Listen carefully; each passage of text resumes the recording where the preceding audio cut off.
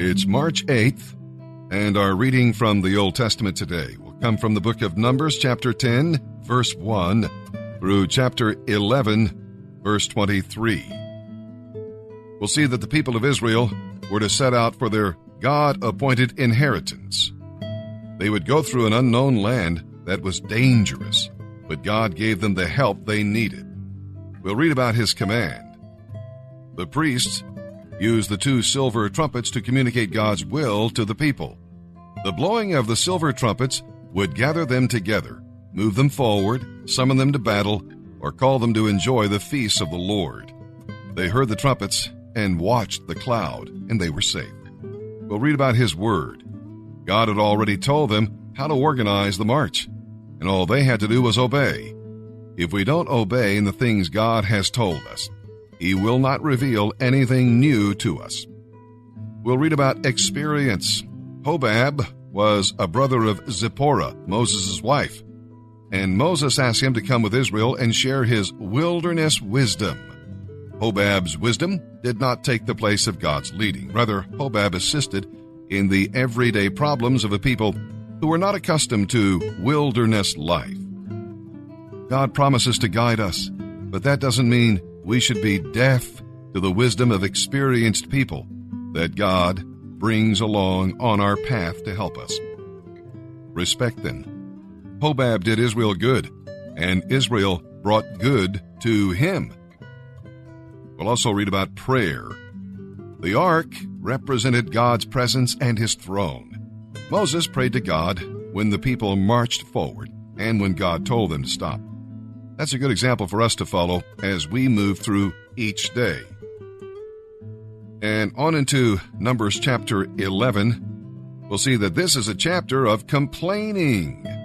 Complaining about bread. God was leading them so the people had all they needed, yet they complained again. Their grumbling was evidence of the unbelief that would keep them out of the promised land. Had they been grateful for God's goodness and obedient to God's guidance, they would have saved themselves a great deal of misery. Let's remember that the next time we are tempted to complain about the providence of God, the slaves of sin rarely grumble at that slavery. It is their slavery to God that they grumble at. And with that, let's begin our reading today, here in the Old Testament. March 8th, Numbers chapter 10, verse 1, through chapter 11, verse 23. Now the Lord said to Moses, "Make 2 trumpets of beaten silver to be used for summoning the people to assemble and for signaling the breaking of camp. When both trumpets are blown, the people will know that they are together before you at the entrance of the tabernacle. But if only one is blown, then only the leaders of the tribes of Israel will come to you. When you sound the signal to move on, the tribes on the east side of the tabernacle will break camp and move forward. When you sound the signal a second time, the tribes on the south will follow. You must sound short blasts to signal moving on. But when you call the people to an assembly, blow the trumpets using a different signal. Only the priests, Aaron's descendants, are allowed to blow the trumpets. This is a permanent law to be followed from generation to generation. When you arrive in your own land and go to war against your enemies, you must sound the alarm with these trumpets so the Lord your God will remember you and rescue you from your enemies.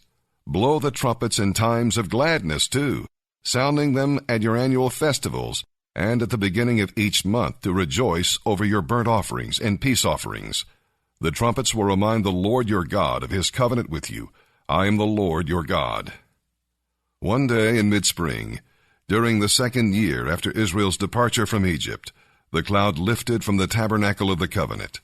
So the Israelites set out from the wilderness of Sinai and traveled on in stages until the cloud stopped in the wilderness of Paran. When the time to move arrived, the Lord gave the order through Moses. The tribes that camped with Judah headed the march with their banner, under the leadership of Nahshon, son of Amminadab. The tribe of Issachar was led by Nathaniel, son of Zuar. The tribe of Zebulun was led by Eliab, son of Helon. Then the tabernacle was taken down. and the Gershonite and Merarite divisions of the Levites were next in the line of march, carrying the tabernacle with them. Then the tribes that camped with Reuben set out with their banner, under the leadership of Elizur, son of Shedeur. The tribe of Simeon was led by Shelumiel, son of Zurishaddai. The tribe of Gad was led by Eliasaph, son of Deuel. Next came the Kohathite division of the Levites, carrying the sacred objects from the tabernacle. When they arrived at the next camp, the tabernacle would be already set up at its new location. Then the tribes that camped with Ephraim set out with their banner, under the leadership of Elishama, son of Ammiud. The tribe of Manasseh was led by Gamaliel, son of Pedazur. The tribe of Benjamin was led by Abidan, son of Gideoni. Last of all, the tribes that camped with Dan set out under their banner. They served as the rear guard for all the tribal camps. The tribe of Dan headed this group, under the leadership of Ahiezer, son of Ammishaddai. The tribe of Asher was led by Pagiel, son of Okran. The tribe of Naphtali was led by Ahira, son of Enan. This was the order in which the tribes marched, division by division. One day Moses said to his brother-in-law, Hobab, son of Reuel, the Midianite, "We're on our way to the promised land. Come with us, and we will treat you well, for the Lord has given wonderful promises to Israel." But Hobab replied, "No, I will not go. I must return to my own land and family." "Please don't leave us," Moses pleaded. "You know the places in the wilderness where we should camp. Come, be our guide, and we will share with you all the good things that the Lord does for us." They marched for 3 days after leaving the mountain of the Lord, with the ark of the Lord's covenant moving ahead of them to show them where to stop and rest. As they moved on each day, the cloud of the Lord hovered over them, and whenever the ark set out, Moses would cry, "Arise, O Lord, and let your enemies be scattered. Let them flee before you." And when the ark was set down, he would say, "Return, O Lord, to the countless thousands of Israel." The people soon began to complain to the Lord about their hardships, and when the Lord heard them, his anger blazed against them. Fire from the Lord raged among them and destroyed the outskirts of the camp. The people screamed to Moses for help, and when he prayed to the Lord, the fire stopped. After that, the area was known as Taberah, the place of burning, because fire from the Lord had burned among them there. Then the foreign rabble who were traveling with the Israelites began to crave the good things of Egypt, and the people of Israel also began to complain. "Oh, for some meat," they exclaimed.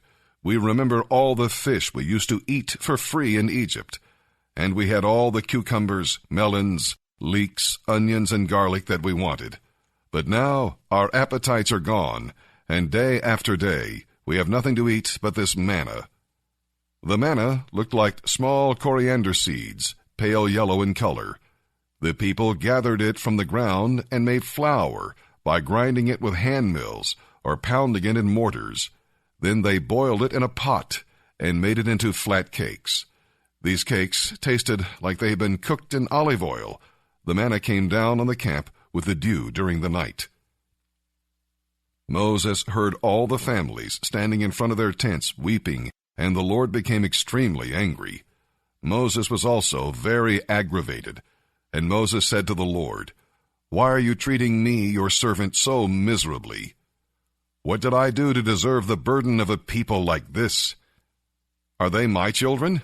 Am I their father? Is that why you have told me to carry them in my arms, like a nurse carries a baby, to the land you swore to give to their ancestors? Where am I supposed to get meat for all these people? They keep complaining and saying, 'Give us meat.' I can't carry all these people by myself. The load is far too heavy. I'd rather you killed me than treat me like this. Please spare me this misery." Then the Lord said to Moses, "Summon before me 70 of the leaders of Israel. Bring them to the tabernacle to stand there with you. I will come down and talk to you there. I will take some of the Spirit that is upon you, and I will put the Spirit upon them also.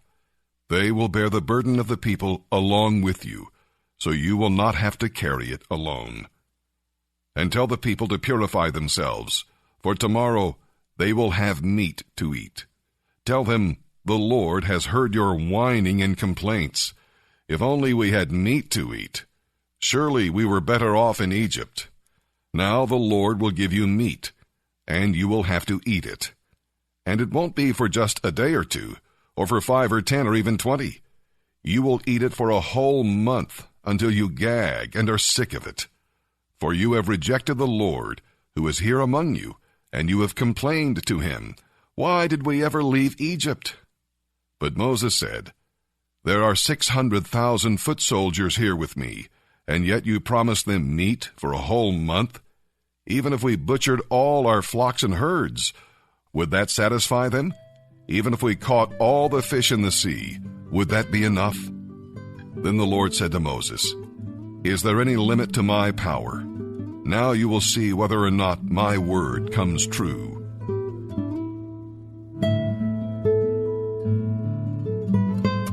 March 8th. And now, as we turn our attention to the reading of the New Testament, our narrative today will be from the book of Mark, chapter 14, verses 1 through 21. There is preparation for betrayal that we'll read about here in Mark chapter 14. Judas solved the chief priest's problem by offering to lead them to Jesus. But how do you conveniently betray the Son of God? Is it not a costly endeavor in every way? We'll be reading about preparation for burial. Mary's act of worship brought joy to the heart of Jesus and malice to the heart of Judas, who wanted the money she had spent. Other women came to anoint him after his burial, but Mary did it when he could be encouraged by her love. We'll be reading about preparation for fellowship. It meant much to Jesus to spend those hours with his disciples. He loved them, and their presence encouraged him. He took the cup and the bread of the Passover and transformed them into memorials of his own blood and body. For he wanted the disciples to remember him, and he wants you and me, his present-day disciples, to remember him. And with that, let's begin our reading today here in the New Testament. Mark chapter 14, verses 1 through 21. It was now 2 days before the Passover celebration and the festival of unleavened bread. The leading priests and the teachers of religious law were still looking for an opportunity to capture Jesus secretly and put him to death. But not during the Passover, they agreed, or there will be a riot.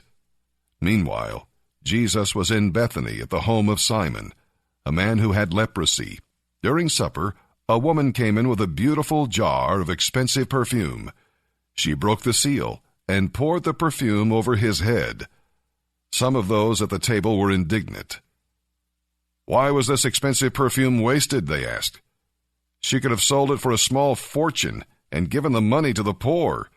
And they scolded her harshly. But Jesus replied, Leave her alone. Why berate her for doing such a good thing to me?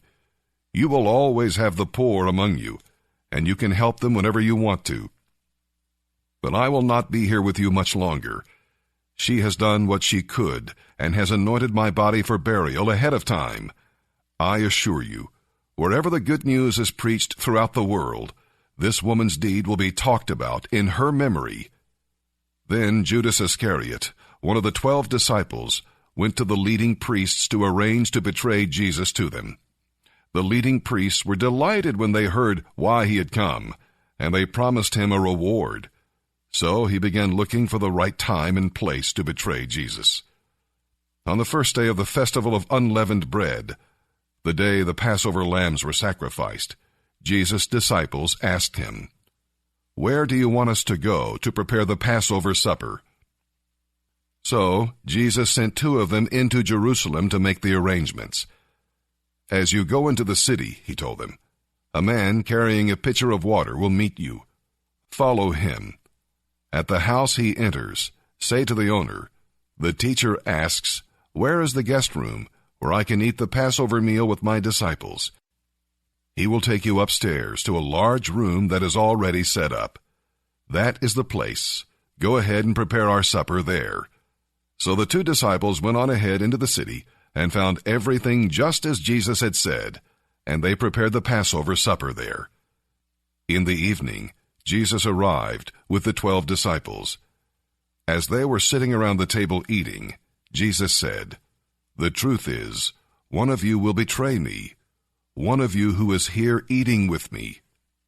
Greatly distressed, one by one, they began to ask him, "I'm not the one, am I?" He replied, "It is one of you 12, one who is eating with me now. For I, the Son of Man, must die, as the Scriptures declared long ago. But how terrible it will be for my betrayer. Far better for him if he had never been born." Psalm 51, verses 1 through 19. This is the 4th of the penitential psalms. Like Psalm 32, it came out of David's sin with Bathsheba and his futile attempt to cover all that up. If any chapter in the Bible reveals the high cost of sinning, it is this one. We'll see that sin hurts the sinner. David's whole being was affected by his sin. His eyes, his mind, ears, heart, spirit, and mouth. He lost fellowship with God and the joy of the Lord. Are the pleasures of sin worth paying this great price? We'll read about the fact that sin hurts others, not just the sinner. Sin can bring tragic consequences to the lives of others, especially one's family. David's sin led to Uriah's death. Bathsheba's baby died. David's lovely daughter Tamar was violated by her brother Amnon, who was then killed by Absalom. The whole family was just a mess, and it all began back there with David and Bathsheba. And by the way, Absalom was in turn slain by Joab. The sin just kept manifesting and kept going forward. Sin has a power all its own when we give sway to it. Is a fleeting moment of sinful pleasure worth a lifetime of sorrow? Of course not. And then we'll read about the fact that sin hurts God. We hurt ourselves and others when we sin, but primarily our sins are against God. Sin makes us dirty. Sin is rebellion against God's holy law. If you want to know how much sin hurts God, go to Calvary and see his Son bleeding and dying for the sins of the world. God is pure love, and our selfishness breaks his heart. God is merciful and gracious and forgives when we come in repentance and faith. David did not want cheap forgiveness. No, he came with a broken and contrite heart. Psalm chapter 51, verses 1 through 19. For the choir director, a psalm of David, regarding the time Nathan the prophet came to him after David had committed adultery with Bathsheba. Have mercy on me, O God, because of your unfailing love. Because of your great compassion, blot out the stain of my sins. Wash me clean from my guilt. Purify me from my sin. For I recognize my shameful deeds. They haunt me day and night. Against you, and you alone, have I sinned. I have done what is evil in your sight. You will be proved right in what you say, and your judgment against me is just. For I was born a sinner, yes, from the moment my mother conceived me. But you desire honesty from the heart, so you can teach me to be wise in my inmost being. Purify me from my sins, and I will be clean. Wash me, and I will be whiter than snow. Oh, give me back my joy again. You have broken me. Now let me rejoice. Don't keep looking at my sins. Remove the stain of my guilt. Create in me a clean heart, O God. Renew a right spirit within me. Do not banish me from your presence, and don't take your Holy Spirit from me. Restore to me again the joy of your salvation, and make me willing to obey you. Then I will teach your ways to sinners, and they will return to you. Forgive me for shedding blood, O God who saves. Then I will joyfully sing of your forgiveness. Unseal my lips, O Lord, that I may praise you. You would not be pleased with sacrifices, or I would bring them. If I brought you a burnt offering, you would not accept it. The sacrifice you want is a broken spirit. A broken and repentant heart, O God, you will not despise. Look with favor on Zion and help her. Rebuild the walls of Jerusalem. Then you will be pleased with worthy sacrifices and with our whole burnt offerings, and bulls will again be sacrificed on your altar. Proverbs chapter 10, verses 31 and 32. The godly person gives wise advice, but the tongue that deceives will be cut off. The godly speak words that are helpful, but the wicked speak only what is corrupt.